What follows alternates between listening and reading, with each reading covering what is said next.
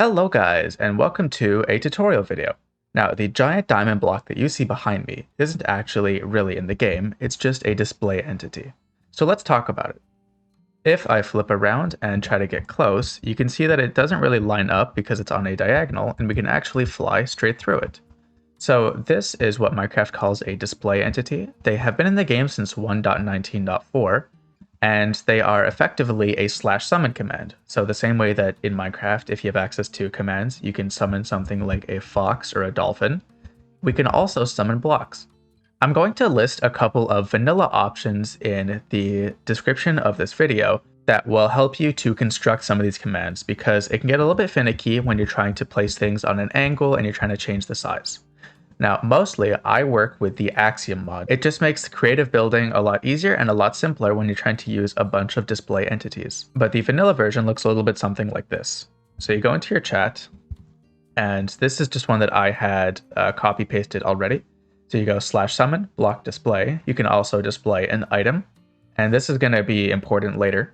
You say where you want it, and then you give the name of the thing. And now over here, we have a candle. So this is the kind of vanilla way of doing things. Now I'm going to show you how I typically do it with the Axiom mod. The Axiom mod can be downloaded from Modrinth, and it's also available for Forge, I believe NeoForge as well, and Quilt. I prefer Modrinth, so I'm going to leave a Modrinth link down in the description. So now that we're down in the town, let's continue this tutorial while using Axiom. So if you click left Alt on your keyboard, just to the left of your spacebar, you'll pull up a menu that looks something like this. And up at the top, you can say Create Display Entity.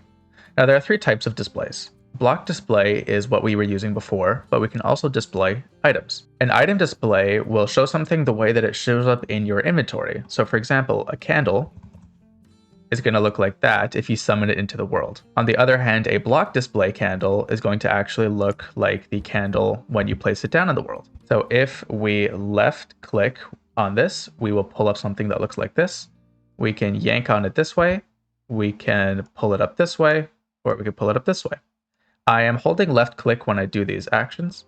We can also spin it around, again while holding left click, or we can use these little boxes to try and pull. Additionally, if you click on the central box, we can carry it around. Right now, it's a little bit distorted because I've been pulling on this box too much. So you can see it's a little bit messed up, but why don't we actually try to edit the attributes? So if we right click on this, we can get a menu that looks something like this.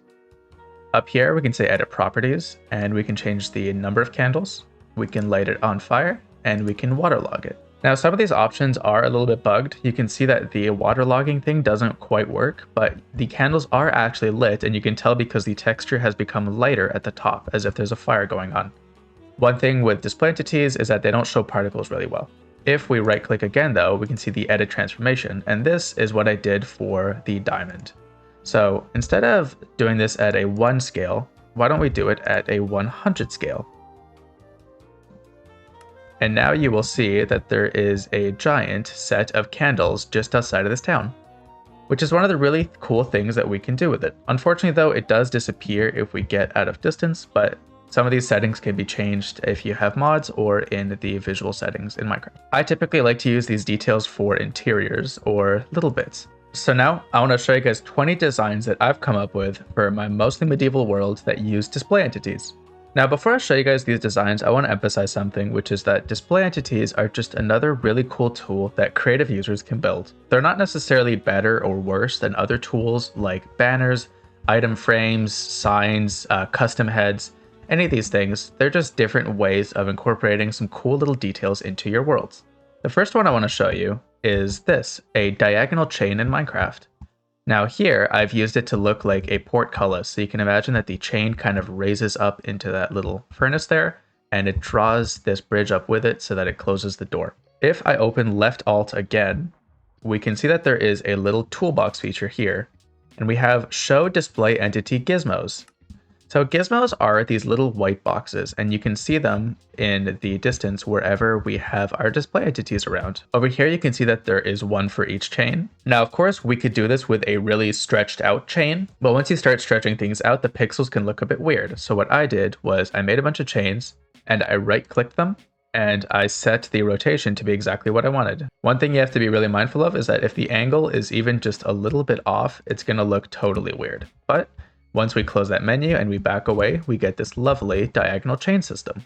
This counts as the same design, but here I'm using it to look like a pulley system for a well. Design number 2, we're under the castle now and we have some glass jars. So this one is filled with pickled eggs and this one is filled with pickled plums. Now I have used a little bit of raw iron and I have shrunk it down to about, let's see, 0.8 on every side, so we have just a bit of a gap and it looks like there's something floating in the jar. And over here we've just used a little bit of coral. That's another nice thing, is that if you place coral with display entities, it'll never turn into dead coral, so it doesn't need any water. Also down here in the basement, we have some hanging herbs, also done with display entities, so you can make it look like the kitchen is full of hanging food. And number 3, we have a custom cheese here. So for this one, what I have done is taken a bit of a sponge, shrunk it down a bit, and then pushed it into this piece of smooth red sandstone. And now it looks like a waxy cheese that we have cut open. At number 5 here, we have a pair of pants and a shirt that are hanging on this laundry line. And this looks really good, especially from about a middle distance. So if you're hanging around here, and especially if you're going to look at a build from the side, these banners can kind of float off a bit, but you can place the display entities wherever they look good.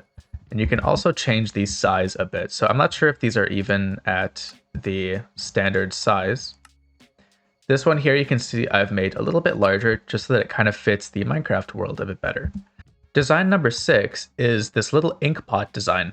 So here we have a Minecraft feather. I have increased the size of the display entity a little bit, and I have paired it with a button, 2 items in invisible item frames, and then a custom head on the side. So here you can see we're using 3 techniques all together to come up with this little design vignette. This is number 7, and this is kind of a catch-all. So this is swords, bows, and crossbows. Now in a normal item frame, a sword looks about this big, which isn't very menacing. But using display entities, we can make the swords look a lot bigger, and we can do the same with our crossbows. Over here with number 8, you can see that we can make arrows look like they're sticking out of a barrel, and if we fly outside, we can put arrows all over a battlefield to make it look like there's been tons of arrow fire exchanged between the defenders and the besiegers of this cool castle here. Coming in at number 9, we have these horizontal ladders here. At number 10, we have horizontal fence posts. So you can see I made this custom wagon design here, and in order to give it this nice little lip on the side, I flipped over some fences and stretch them out. So you can actually see that the pixels are a little bit weird on this. I might come back and change this eventually, but for now I just like the look of having these big solid bars of wood on the sides. And a little bonus design, I guess this is 10.5, is that because this is trapdoors on the inside, you can't technically put anything here. So I put a display entity barrel here, and another one, and a pot up front just to fill out this little bit of a wagon. So display entities are really good for cheating blocks where they technically can't be placed in Minecraft. That leads me to number 11, which is you can make smaller versions of normal blocks in order to tuck them away into places like this. So here I've decided to make a small cauldron in order to tuck it into this fireplace.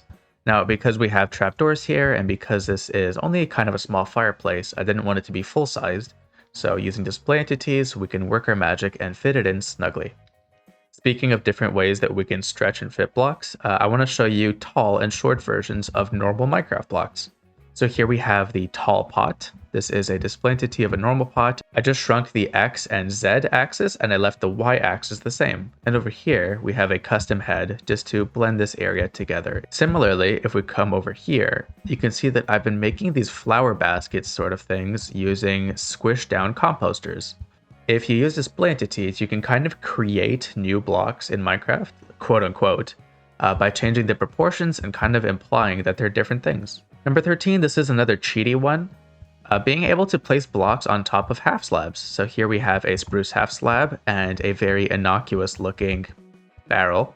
But if I walk up to it, you'll see that I can walk right through it. So it doesn't really look like anything from afar, and that's kind of the point. A lot of display entity tricks don't look like tricks if you're not looking for them specifically, they'll just show up in your world and they'll make things look a little bit more normal, a little bit more lively, where otherwise it would have had to be a plain, flat wall here. Number 14, playing cards.